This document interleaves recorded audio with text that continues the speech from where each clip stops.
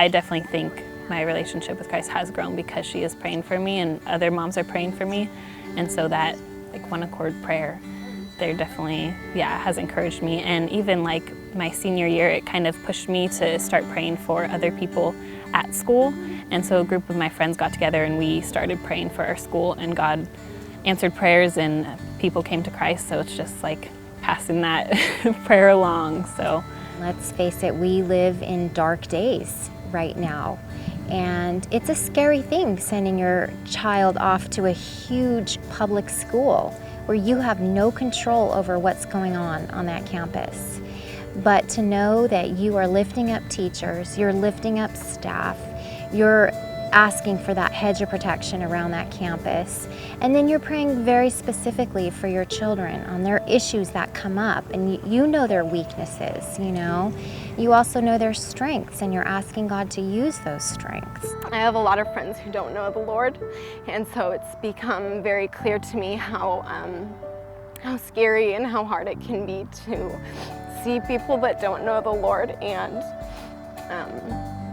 just how desperately you want them to feel the joy and the freedom that you really get from a relationship with Jesus. And so it's been so cool to be able to look back and know that all those prayers, they didn't go unanswered, and just the way that things are working out now, it's become very clear how important it was all those years. I have seen a culture shift happen here, from where we were at the high school to where we are now, to what was cool at the high school to what is cool now, to be at a place where it is no longer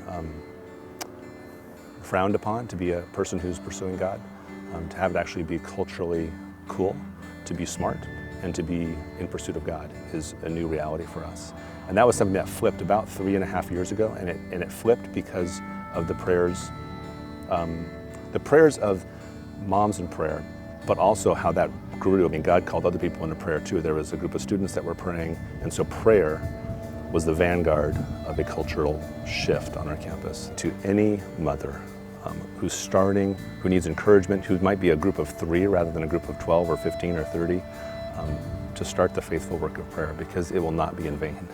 It will not be in vain.